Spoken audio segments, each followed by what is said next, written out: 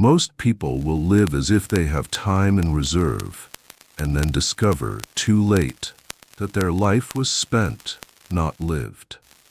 If you stay with me, you will not be handed comfort. You will be given something better, a way to meet fear without shrinking, pain without bitterness, and uncertainty without surrendering your dignity. The wise did not promise happiness as a mood. They offered a quieter transformation, the ability to live well regardless of what life does. The first hard truth is simple and difficult. Your days are not primarily taken from you by tragedy. They are traded away in small, voluntary exchanges. One more delay, one more distraction, one more decision made to avoid discomfort. It is not the storm that empties most lives. It is the drizzle. And yet the wise held a strange confidence. They knew that a life is not measured by how gently it passes, but by how deliberately it is carried. A person can be surrounded by convenience and still be inwardly enslaved. Another can be surrounded by hardship and still be free. This is not an argument for suffering. It is a reminder that freedom is an inner skill before it is an outer circumstance. Consider a modern scene. Your phone lights up while you are trying to work, or think, or speak to someone you love. You reach for it without deciding to. Afterwards, you feel vaguely scattered, as if the days slipped through your hands. Most people call this busyness. The Stoics would call it something sharper, a failure of attention, and therefore a failure of life. Attention is not a resource. It is your life in its current form. Now for the first reversal. We are taught that a good life is built by arranging the world so that it cannot hurt us. The wise suspected the opposite. A good life is built by becoming the kind of person the world cannot easily deform. The point is not to control what happens. The point is to control what it makes of you. This is where the old distinction begins to feel less like philosophy and more like a hand on the shoulder. There are things you command, your judgments, your actions, your willingness to endure, and there are things you do not.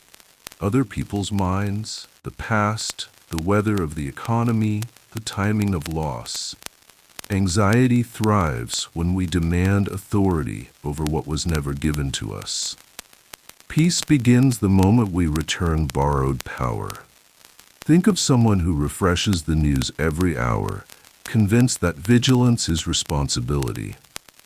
Their body is tense, their mind is always halfway elsewhere. Their conversations are tinged with dread. They call it being informed, but it is often a way of trying to feel in control of what cannot be controlled. Wisdom does not forbid awareness. It forbids captivity. Another hard truth. Much of what we call fear is not fear of pain. It is fear of being seen in pain. We are terrified of embarrassment, of being exposed as imperfect, of failing in public. We would rather remain small than risk being witnessed as human. The world did not put that chain on us. We clasp it ourselves. The wise, especially the Stoics, looked at fear with a kind of clear-eyed curiosity. They asked, what exactly is the threat? Is it the event, or my opinion about the event? Is it the loss, or the story I will tell about what the loss means? The mind, left untrained, behaves like a dramatist. It turns discomfort into catastrophe. It turns uncertainty into prophecy. But the mind can be educated, gently and firmly, to speak more truthfully. A practical example. You make a mistake at work. The mistake is real, and it must be corrected. But the suffering often multiplies because the mind adds a verdict. This proves I am incompetent. This will define me. That verdict is not the mistake. It is an interpretation. The wise would have you separate facts from judgments as cleanly as you separate poison from water. Fix what you can. Learn what you must. Refuse the extra suffering that comes from a false sentence passed by your own inner court. Here is another reversal, and it is uncomfortable at first. We think confidence comes from certainty.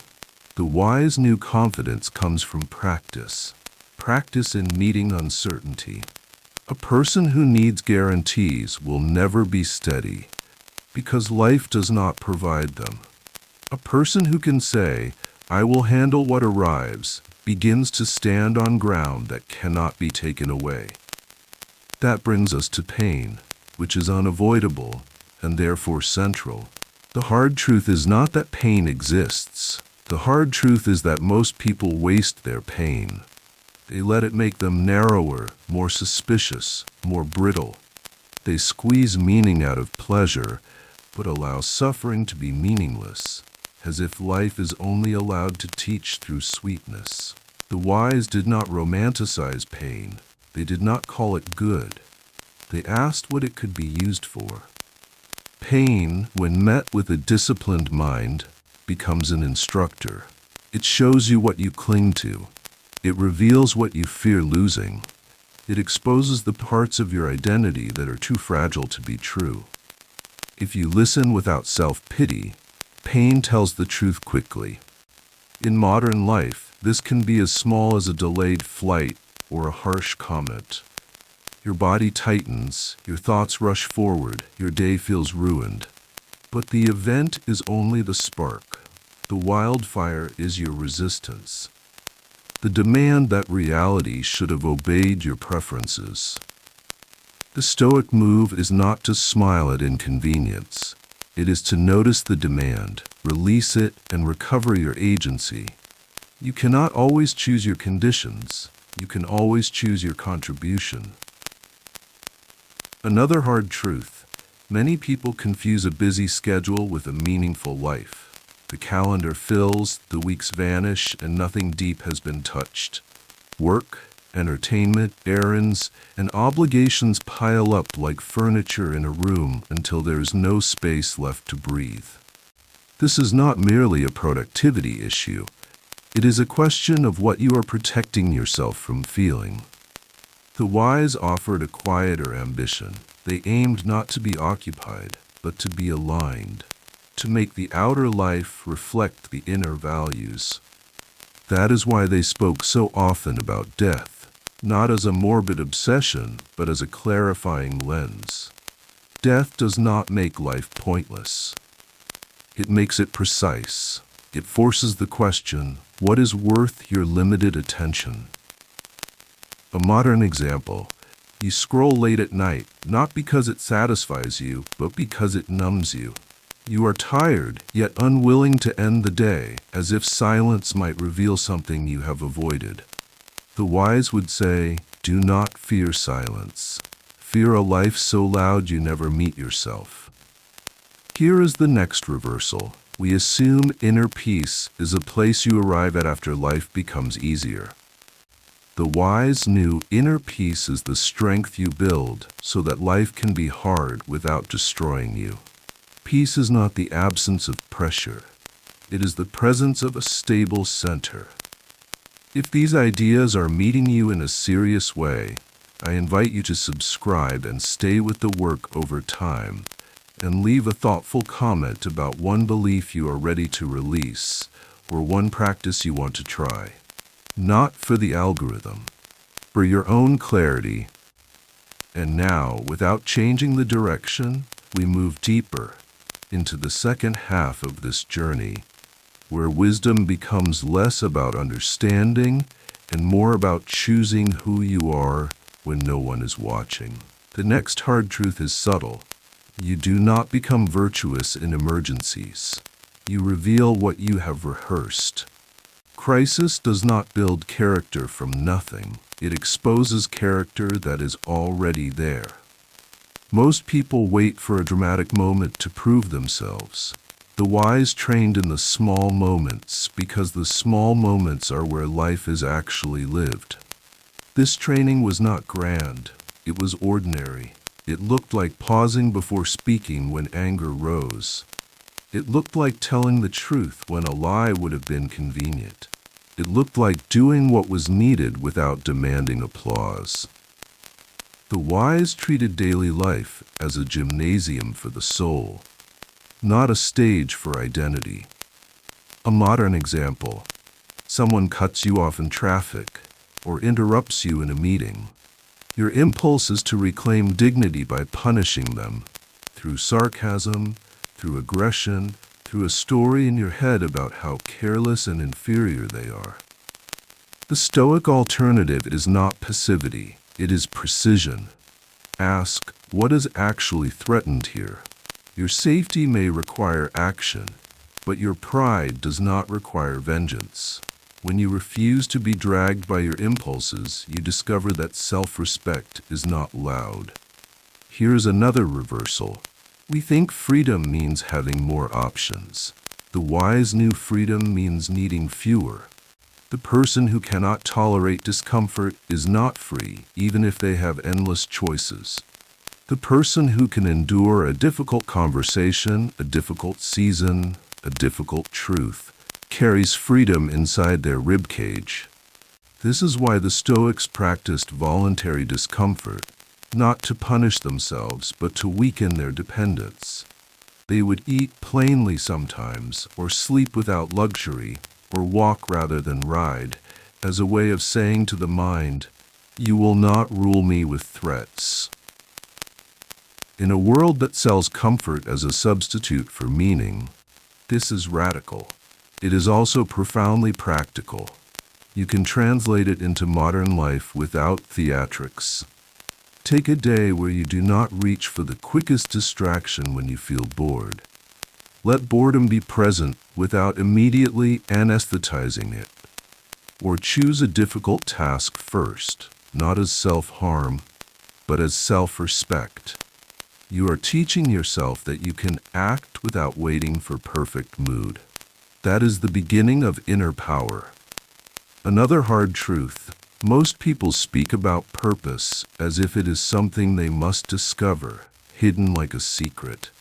The wise spoke about purpose as something you practice. Meaning is not a treasure buried in the future. It is a way of standing in the present.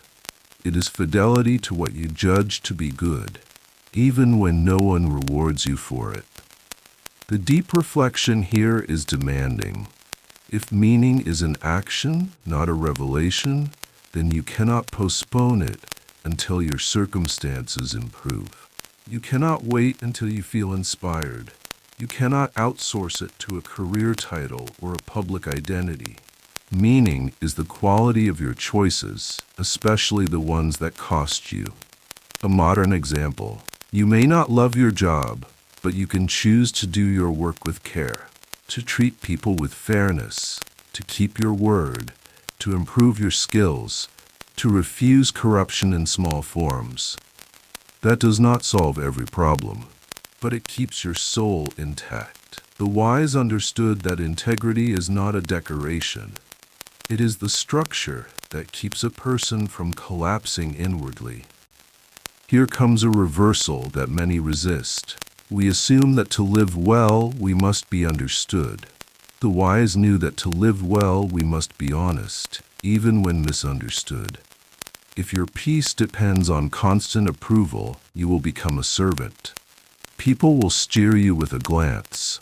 The wise did not ignore others. They simply refused to hand them the steering wheel. This does not mean becoming cold. It means becoming rooted. It means you can listen to criticism without panic, praise without intoxication, and silence without despair.